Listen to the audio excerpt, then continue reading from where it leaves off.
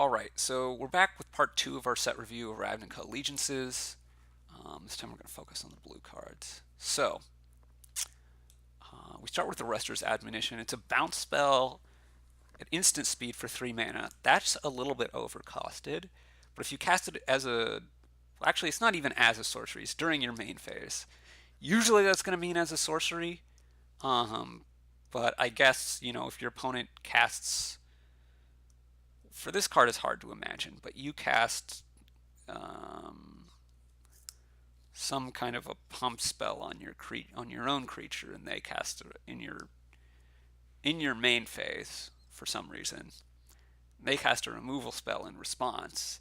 Then you can cast this in response to that and draw a card. I don't know. There's some cases where it's going to come up more than others that it's really during your main phase as opposed to when you could cast a sorcery. But anyway, if you cast it during your main phase, you got to draw a card with this. So there has been this card in a few sets kind of recently. I know there was at least one in Eldritch Moon that's a 3-mana sorcery that bounces a creature and you draw a card. And those have been close to the best blue commons in the set, and sometimes close to the best commons in the set. This card is that card if you want it to be. You can just cast it as a sorcery and draw a card. And I think that's actually usually going to be the mode. But the ability to, when it's right, when it's good, cast it as an instant, to, blow out a combat trick or against a double block or save your guy against a removal spell or something. The fact that you can do that is just pure upside.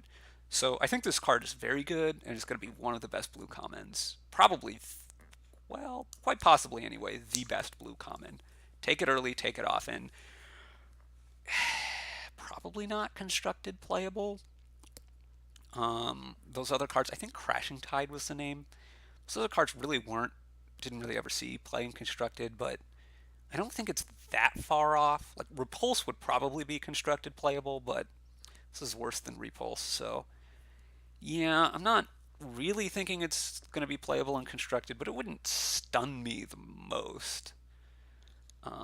Let's move on to Benthic Biomancer. 1 mana, 1/1 Merfolk Wizard. I don't think Mutant is a relevant type particularly, but Merfolk and Wizard both are. You can pay 2 mana to have it adapt 1, and then whenever counters get put on this, you get a loot. Adapt 1, yeah, you pay the cost and you put a counter on it if it doesn't have any counters on it. If it does have any counters on it, nothing happens. Yeah. So in limited, this is, I guess, playable. 3 mana, 2/2 loot is, I guess, close to playable. You got to split this up, which makes it significantly better. But it's not anything to write home about. In constructed, there's many other ways to put counters on this other than just by adapting it the one time, which makes it a lot more enticing. Also in constructed, there's, I guess, maybe wizard synergies, but there's merfolk synergies that also deal with the +1/+1 counters. So it might find a place in that deck to help you just look for more gas. Although I'm not entirely sold. There's already a decent number of 1-drop merfolk, so not entirely sure, but it might see a place there. I don't think it has any shot in older formats, the merfolk decks. Chillbringer, obviously only a limited card, but I think it's also a pretty good limited card. 5 mana 3/3 flying used to be really good. It's now usually kind of slightly below the curve. You sometimes play it just for that, but usually you want a little bit extra bonus. But this has a pretty significant extra bonus. So I think it's an above rate common. Getting to tap a creature your opponent controls and then having it not untap is a significant amount of tempo, which is really usually the thing that these 5-drop 3/3 flyers are lacking. Is they're just a little bit slow against people who have, significantly large grand creatures. So gaining that tempo back with the tap ability, I think makes this, just a card that you're going to play basically every time. Clear to the Mind, yeah, this one's unplayable and limited, I think. Maybe you sideboard it in some really weird matchups, but I think it's basically unplayable and limited. 3 mana is just too expensive to cantrip, and shuffling a graveyard in your library just isn't going to matter. In constructed, well, you would think that it's totally unplayable, because if it's unplayable and limited, but there's enough graveyard stuff that this could work as a graveyard hate card. Um, and I guess the biggest thing about this is that Crackling Drake gets around most of the graveyard hate cards, because if you exile the graveyard, which is most of the other graveyard hate cards do, then um, it doesn't weaken Crackling Drake. Or I guess the minus of Ral is at Viceroy, but that's less relevant. Um, but the Crackling Drake thing is relevant. You shuffle all these into their library, you shrink all their Crackling Drakes. Is that worth it? I kind of doubt it. Maybe if they also have Arclight Phoenixes, but as a sorcery, it's just going to be hard to time this right, and it's still kind of expensive. So, I mean, maybe it'll see some amount of play as a sideboard hate card, but not really seeing it. Code of Constraint. Yeah, so this is 3 mana. It's overpriced for just the top part, where you're giving a creature -4, -0 until end of turn and drawing a card. If you can actually win a combat because of this, it's a 2-for-1, but these cards are always harder to make into 2-for-1s than than you think about at first glance. So I don't think it's great for that, but sometimes it's playable, whatever. But the other side, where it can be, tap and freeze your opponent's creature and draw a card, probably won't matter that you're also giving it -4, -0 in that case, but I guess it might if you're, let's say, this one. So here's a case where the addendum might matter, where it's during your main phase as opposed to at sorcery speed. You cast some kind of a fight spell, your opponent casts a pump spell on their creature, and then you respond by casting this on their creature, then you get both things. But okay, I think mostly this is just an okay card. Crippling Chill usually wanted to cast it as an instant, but sometimes you just cast it as a sorcery anyway. And it can be a -4, -0. There's enough different things you can do with this that I think it's going to be playable, but you can't have too many of this kind of card. So I don't think you're going to be placing a super high priority on this, and you don't want a lot of copies. Coral Commander's at 3-2. It's begrudgingly playable and limited, and nothing in any other format. Essence Capture is better than Essence Scatter if you have creatures and can have the double blue for the mana. So in a mono blue deck that has creatures, you're going to play this over Essence Scatter every time. There is a mono blue deck with creatures in the format, this mono blue aggressive standard deck. How often does that deck want Essence Scatter to start with? Yeah, I'm not sure about that. Anyway, anytime that the blue isn't an issue, you're going to play this basically over Essence Scatter. But control decks, they have few enough creatures that I think they're going to want their mana to be a little bit easier to just cast the Essence Scatter. Most of the decks are going to be multicolored, so I don't see this seeing a ton of play. Maybe I'm wrong about that mono blue deck, and it would want to play Essence Scatter more, in which case it will play this card, of course. In limited, though, this card is pretty good.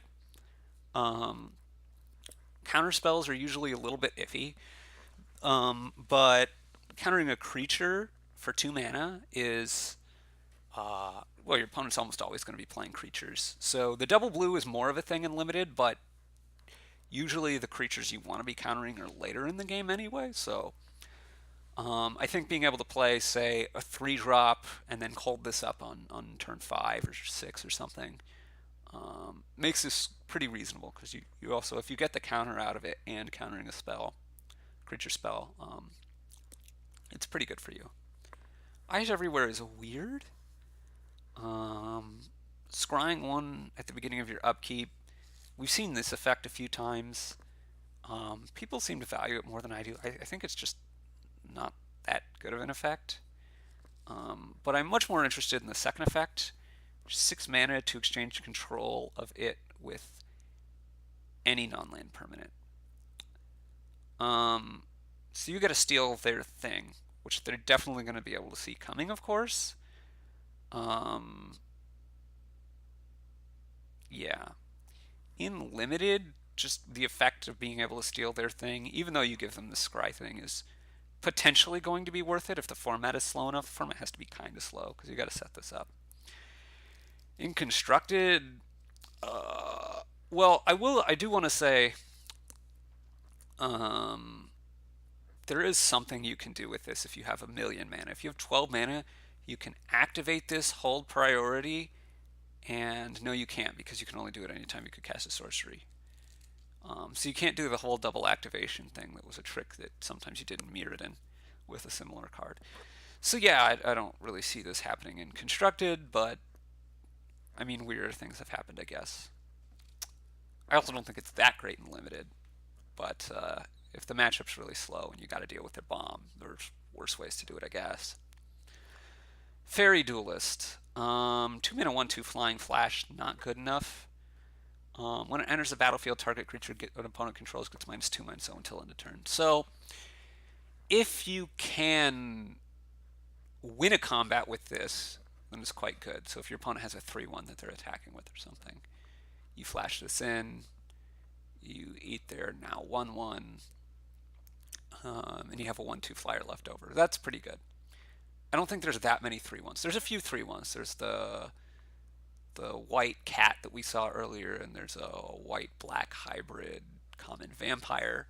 So there's a couple of 3/1s. And if you see multiple of those cards in your opponent's deck, you might want to side this in, right? Holding up 2 mana doesn't look that suspicious. So, okay, but even in that case, it's not like that fantastic. You can eat an opponent's spirit with it. They're 1/1 flying spirit that they've gotten from Afterlife, so that's okay. If you can shrink another creature and then have one of your existing creatures eat, basically what I'm saying is there's enough things that playing one of these might be okay, but it doesn't seem fantastic in limited. In constructed, how much are you in for a 2 mana 1/2 flash flying? And it's possible that you're in for it. Fairy type could be relevant at some point. I don't really see it being relevant now. You're not going to play this in modern fairies. In standard, that mono blue flyers deck or a blue white flyers deck, there's also potentially going to be possible after this set. Could that play this? I guess it could, but I tend to think there's other better options, so I don't really think it's going to make much waves there. And it's a marginal but playable card in limited, I think. Gateway Sneak, we've seen a lot of cards that are like 3 mana 1/3s that you get to draw a card when you hit them. This one's another gate payoff, as it gets unblockable when a gate enters the battlefield under your control, which obviously is going to then let you draw a card if you hit them. These cards tend to be pretty good if you can get them in. It can be a little bit hard to get them in sometimes, at which point a 3 mana 1/3 on the ground is kind of bad. But I imagine most decks, even if you just have 2 or 3 gates in your deck, this is going to be a reasonable include. Sometimes they just won't be able to block or won't be wanting to block anyway, and you either make them hold back a creature that they would normally have wanted to attack with, you know, if they have a 3/2 or something,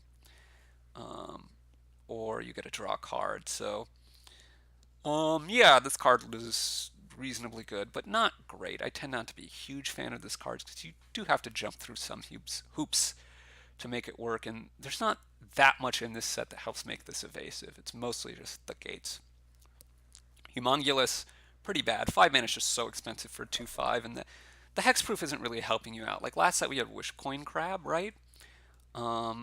But the thing about Wishcoin Crab is, first of all, I didn't think it was that great to start with. But where it was playable, it was if it was eating an opponent's, you know, pretty good removal spell, you're fine with that anyway.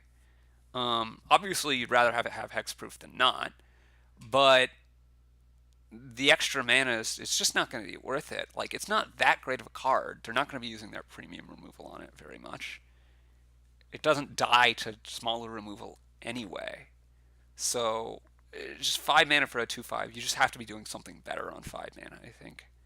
And there's not like auras to suit this up with, like there was for the turtle in Dominaria.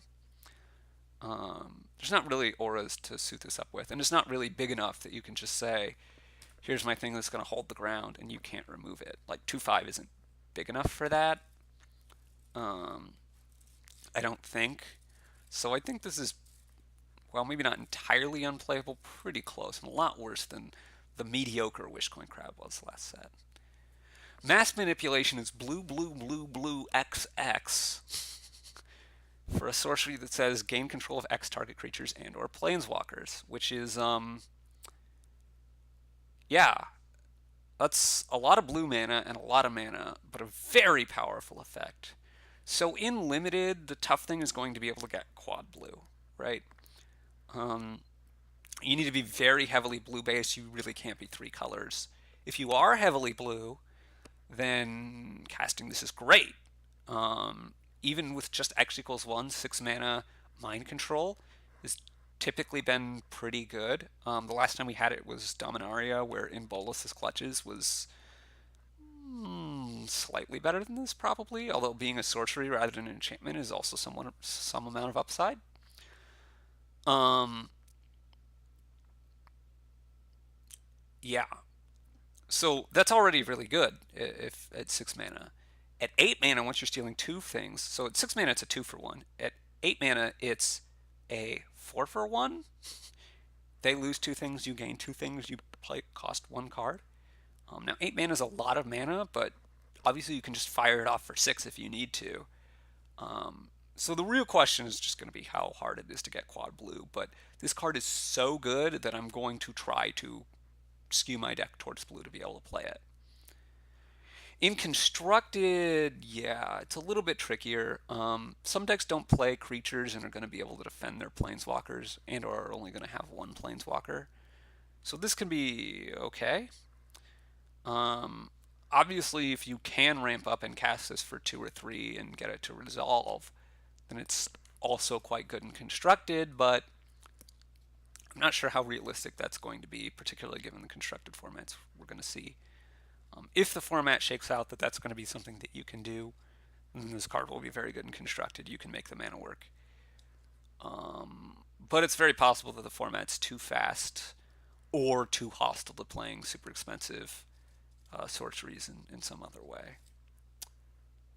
Mesmerizing Benthet is a little bit weird. Yeah, kind of reminds you of Ishkana a little bit. 4/5 instead of 3/5, doesn't have reach. You don't have to jump through any hoops to get the other creatures, but they're also a little bit, well, I guess different. They're not just worse. There's only 2 of them, and they're O2s that do this freezing thing rather than being 1/2s with reach. So I think this is worse offensively, but you weren't really using Ishkana offensively either.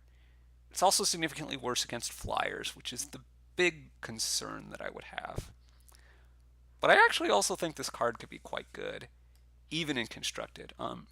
In limited, it's just like 5 mana 4/5 is not that far below the curve anyway. Well, it's basically is the curve, right? Coming with these 2 extra illusions is good. Giving it hexproof is good. It's not a complete bomb, like the angel that we saw in the first card of white. But it's going to be very solid. You're going to play it every time. You're going to first pick it almost every time, right? Some of the uncommons might be better than it, but it's going to be better than, like all the commons and most of the uncommons, I think. If it's not one of the best rares in the set, which I don't think it will be. But in constructed, I think, there's going to be enough blue decks that are trying to hold the ground, and this gives you a lot of time holding the ground, that I think this might actually see some play in standard. On the other hand, it might not. Wouldn't stun me. Persistent Petitioners. It's mostly a 2 mana 1/3. Yeah. It can do some mill stuff, but you need a lot of them to do significant mill. If you can get 4 of them in play, which you can't do in limited because you're not going to have enough of these, even if you have 4 in your deck, you're probably not going to draw them all. I guess if somehow you end up with 5 or something, and you've seen in game one that it's a super grindy matchup. The top part, just being able to mill them out, might do some stuff for you, but mostly it's just a 2-mana 1/3. And again, usually milling is a positive thing. So usually when you have to mill, you would rather mill yourself, unless you know it's a super grindy matchup and you can mill someone out. Is there some way that you can build a deck that has a ton of these? Maybe there's something you can do with the Thrumming Stone kind of deck. You can play, you don't have to have as many of these as you would have to have Relentless Rats, and because this middle ability um, doesn't care about summoning sickness, the Thrumming Stone, if you do get, 20 of these in play, then you can, you just win the game immediately by milling them out. So maybe you can, play with, I don't know how many you need for the math. I'd have to do that for the Thrumming Stone thing. But maybe you can play a budget modern deck with 4 Thrumming Stone, let's say 4 Serum Powder, 20 of these, and then some Serum Visions and remands and stuff. And you got to play a little bit more disruption to help you stay alive in that kind of a deck. But I think mostly it's this fun, quirky tier 3, tier 4 budget, maybe not even that high budget deck that's, kind of along the lines of against the odds, but also super budget. Precognitive Perception, this card looks, pretty good. 5 mana, draw 3 at instant speed. Has seen play in standard before. In limited, it's pretty good. 5 mana is what you want to be paying to draw 3 in limited. Sometimes you'll even pay 6 if the format's slow enough. 5, you usually find a way to make your opponent slow down enough, and this format doesn't look super fast to me, I don't think. The addendum could also be very relevant in either limited or constructed. Usually in limited, the decks care a bit about it being an instant, but sometimes you just have to fire your draw spell off. Either because you've baited your own opponent in a control mirror with an instant that they've tapped out to counter on the end of their last turn, then you untap and get your draw 3 in while they're tapped low, in which case being able to scry 3 is nice upside. Or sometimes you just have to dig for a particular card. I also think that this card, though, might see some play outside of control decks, where they don't care that much about it being an instant. But if there's some kind of a combo deck in standard, you're just really searching for the right card, then being able to scry 3 is great. And then being able to have it, and so that's going to be the main mode, and then having it at instant speed might be something that you have to do against certain decks, like control decks or something. So depending on what style of deck it is, you're mainly going to play it in one mode or the other. It's pretty good and limited, although not, most amazing because it doesn't affect the board. So if your opponent can run you over, you're going to have problems, but it's pretty good. Prying Eyes. Draw 4, discard 2 at instant speed for 6 mana. Yeah, you'd really hope to be playing 1 less mana for this, at which point it's, well, you net 1 extra card with this. It's like a draw 2, right? But then you get to loot twice also. This, you net 2 extra cards. So you're netting fewer cards with Prying Eyes than with Precognitive Perception. So that's the first thing. But you are seeing a lot more. Well, you're seeing more if you don't scry, right? If you're casting it as an instant, you're seeing more. If you're casting it as a sorcery, then it's just basically just worse. Unless you really want something to be in your graveyard. Anyway, whatever. Draw 4, discard 2. Yeah. So I don't think this is, well, certainly not going to see any play in constructed. It's just too overpriced. In limited, I also don't think it's that good. It's just too overpriced, I think. There have been some formats where, they were clunky enough, 10, 15 years ago, just playing this would be fine. M14 is the most recent format where you could maybe play a card like this. But anymore, you just don't have the time to spend 6 mana just to do this, I don't think. Terramander. So this is a 1 mana 1/1 flying. Let's talk about it for limited first. Usually those aren't quite good enough because they're fine if you draw it on turn in your opening hand or something. They ping in for 3 or 4 damage and then jump or something, and that's fine. but that's kind of a best case. If you draw it later, they're just so bad, right? They don't do anything. This one, because it has adapt, well, let's say you don't have any instants and sorceries to make it cheaper. Then in the middle of the game, it's still quite bad when you have 5 or 6 lands. But eventually, right, you're going to have enough mana to adapt it up. And then it's a 5/5 flying, which is really good. So, okay, if you don't have any instants or sorceries, a bit questionable and limited. But usually you're going to have some instants and sorceries. So, you have 7 instants and sorceries in your deck, let's say. By that kind of mid-game stage, you could easily have 2 to 3 in your graveyard. And by the time you even have cast 2 instants or sorceries, adapting this, paying 6 mana to adapt this 4, that gives you a 5/5 flyer. Like 7 mana for a 5/5 flyer is already fine-ish. Being able to do it on the installment plan is a little bit better. So I think this is pretty good in limited, actually. Because then also, if you draw it so early, you're never going to be able to adapt it, then it's a 1/1 flyer early, and that's also fine. So I think this is actually going to be a pretty good card in limited. In constructed, yeah. Well, the blue tempo deck, the blue flyers, whatever, may well want to play this. I don't know how many instants and sorceries they play, and or how much that can be adapted. They have to have a decent number of flyers, and they want to be playing Curious Obsession. I'm not sure if it really comes together. But it's probably better than something that they're playing now, if not a ton better. It's probably not a ton better, because you gotta have several things in your graveyard to do this. In older formats, it's also kind of interesting. You could maybe play some kind of a Delver deck. Getting 5 or 6 or 7 instants and sorceries is a lot, though. This is not like the Delve cards, because a big thing that helps the Delve, right? Those Delve spells all cost, like 7, 8 mana. But a huge thing that helped that is you always have fetch lands, so you're going to have, 2 free cards based on lands, basically. It's more like Bedlam Reveler. On the other hand, people play Bedlam Reveler. And if you're paying 2 or even 3 mana to adapt this, even in the older formats, it might be okay. And in the meantime, it's a little bit better than Delver. So I don't know. This might see some play there. It might not be good enough. I'm not sure. There's also maybe ways to do some stuff to fill your graveyard faster, and I'm not sure whether that's worth it or not, but I could see it being.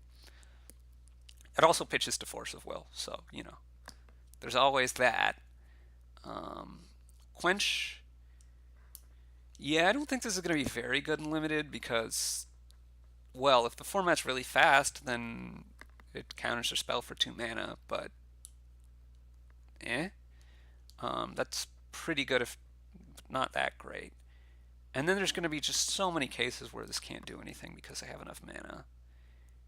Or it can't counter the first thing they cast in this turn, which may be the thing you want to counter. So I'm not super high on this in limited, although it's probably playable in certain situations or decks, matchups. I'm not sure exactly. In constructed, people tend to play on curve more, so I could see this being significantly better. On the other hand, I'm not actually sure that it's going to be great. We did see Revolutionary Rebuff see some play a while back, and this is just better than that. But yeah, I could see some play, but I'm not thinking that it's a great spell, particularly for control. I could see it actually more in this kind of tempo decks, where you're going to try to end the game before they're going to have enough mana that the being able to pay 2 is relevant. Sage's Row Savant, I'm pretty sure it's just a limited card. But Omen Speaker did see a little bit of play in Constructed, and this is this better than Omen Speaker or not? I think it's a little bit worse, probably in both limited and Constructed. 2 mana 2/1 Scry 1 against 2 mana 1/3. Omen Speaker was quite good in limited, though, so I think this is going to be pretty good in limited. The Scrying 2 is just pretty nice. Not at all expecting it in Constructed, though.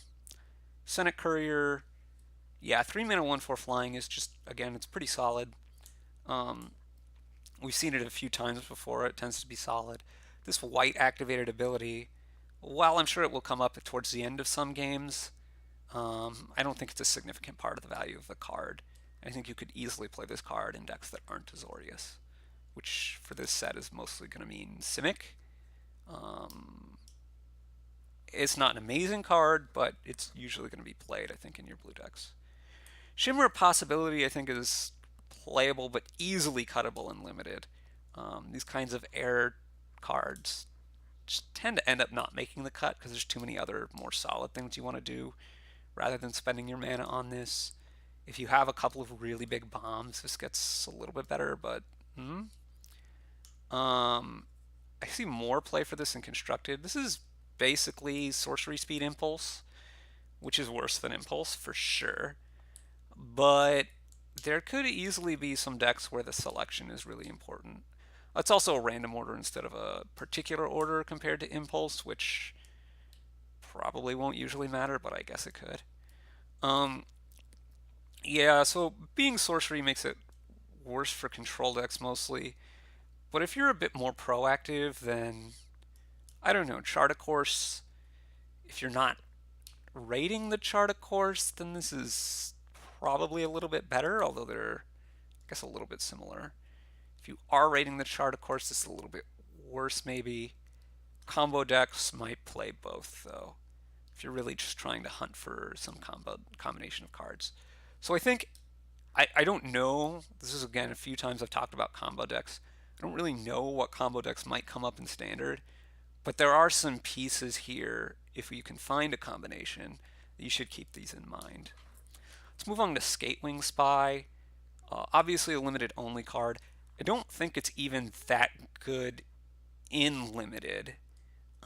Obviously, if the games are going super long, then you play this and you adapt it. You have a 4/5 flyer that you spent 4 and then 6 mana on. 6 mana for a 4/5 flyer is typically pretty good. But you obviously had to spend 4 mana on it earlier. If you have a lot of other +1/+1 counter creatures, then the ability to give all of them flying can be very good. I'm not sure that you're going to have enough of those, particularly we've seen at least a couple of them are going to have flying anyway. Obviously, in certain decks, this is going to be good, but I don't think in just a general deck it's going to be great. Well, if the format is very slow, 4 mana 2/3 up front. If it isn't doing something for you fast enough, 4 mana 2/3 is just pretty bad stats.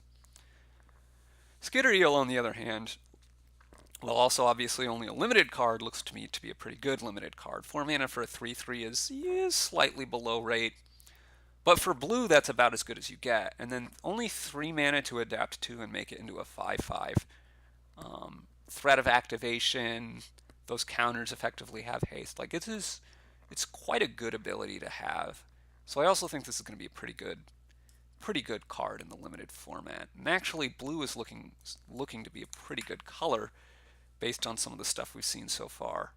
I'm going to try to speed up a little bit here. Slimebind, 2 mana for a flash. Enchant creature gets -4/-0.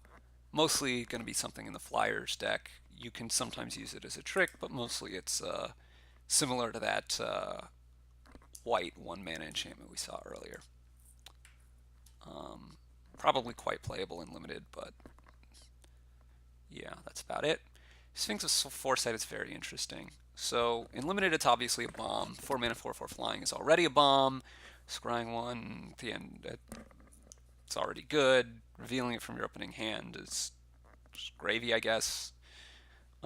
Yeah, Sphinx of Foresight, just amazing in limited. Blue's already gotten a couple of good cards, but this might be the best blue card in limited in the set. Constructed, it's more interesting. So 4 mana 4/4 flying is below the curve in Constructed. Scrying 1 at the beginning of every upkeep, yeah, reminds you a bit of Thassa, right? Now Thassa became a 5/5, didn't have flying, had indestructible, had this other ability. I'm not trying to say this is better than Thassa, but okay, we had a card earlier where I didn't like Scry 1 that much, but that was like all it did until you exchanged it. It's gravy on a 4/4 flyer. So yeah, I think people underestimate that a little bit on this card. Obviously, this card may well not survive very long once you have it in play. Obviously, the more interesting thing about this card for Constructed, though, is the opening hand kind of Chancellor effect. When it's in your opening hand, you can reveal it in Scry 3 at the start of your first upkeep. Um, yeah. So in Standard, again, this blue Flyers Tempo kind of deck might play this. You really want to talk about it mostly taking the spot of a land. So if it's in your opening hand, you're going to be able to scry to a land, and that's nice. And so you can kind of maybe cut a land for it. But it has to be in a particular kind of deck, because if you want to have a lot of lands, if you draw this later in the game, it's not going to be worth that land to you. So, if you're looking for even if you're looking for your third or fourth land, drawing this instead of a land could really hurt you.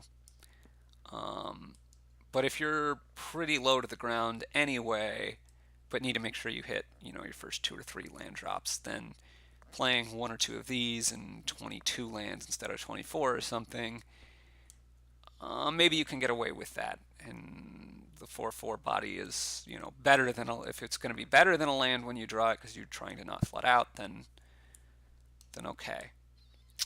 But it's yeah, I mean, not that great even in that deck. I'm not sure that it'll see play. I don't think it's got basically any chance in Modern, although maybe I'll be proven wrong. However, once you get to Legacy and even Vintage, I think it might be more playable again. And the reason is that just any of these ley line kind of effects that you got to do before the start of the game get more and more important the shorter the games are. And of course, Legacy and Vintage have the shortest games. So the other thing that's nice in Legacy is that it's blue, so it pitches to Force of Will. You can, I guess, play it at some point. You're really not going to be trying to, though. But for later in the game, a lot of your draws are filtered. You're going to have a Ponder or a Preordain. You can shuffle your deck, not draw this later, scry past it or something. You have Brainstorm if you do draw it to stick it back and shuffle it away. So there's lots of ways that it's not going to hurt you as much later on. So I could maybe see this seeing play in some kind of a sneak and show deck. Yeah, I don't really know because I don't play that much Legacy. I could vaguely see it in that kind of a deck, though. Maybe not sneak and show exactly, but some vaguely combo-ish deck where you're really looking for kind of specific pieces. And you have these cantrips and the brainstorms and the force of wills particularly to mitigate the downside of having it in your hand. Maybe you can see some amount of play in those kinds of decks. Vintage, yeah. So Vintage, where you see it is, I think, Dredge. Maybe you could play it in some similar kind of deck as to the Legacy ones, but those decks tend to not exist as much in Vintage. Ponder is restricted. Brainstorm is restricted. Yeah. But in Dredge, there's a variation on Dredge called Pitch Dredge, I believe, if I understand right. I haven't played a lot of Vintage either. But, VSL, I follow it a little more. Pitch Dredge plays enough blue cards that it wants to play Force of Will, I think. And, well, this is a blue card for Force of Will, so that works. But Dredge is really, really keen on finding a very few number of specific cards. It plays Serum Powder to help you find a Bazaar. And this also helps you find a Bazaar, I guess. The thing is, I don't really know that you're keeping a hand with this that doesn't have a Bazaar, saying, the Scry 3 plus, my Scry 1 from my mulligan, because I'm probably not keeping a 7 with this and no Bazaar for sure, plus whatever is going to find me, what I want. Bazaar, you're going to discard this anyway, so that's not going to matter too much. But maybe It's good enough such that if you've, serum powdered a couple times and then you have a 3 or a 4 card hand with this, you keep, and the scry 3 on this together with your mulligan scry helps you be more likely than if you'd mulligan a little more. I'm not entirely convinced, but I could see it. Anyway, that's probably too much time on that card, so let's move on. Swirling Torrent, it's only going to be limited again, but it seems like quite a good limited card. We've had Water Whirl before, which was 4 blue blue for a similar card, but it only bounced 2 creatures. This one puts one on top of your opponent's library, so it's a little bit worse, or on its owner's library.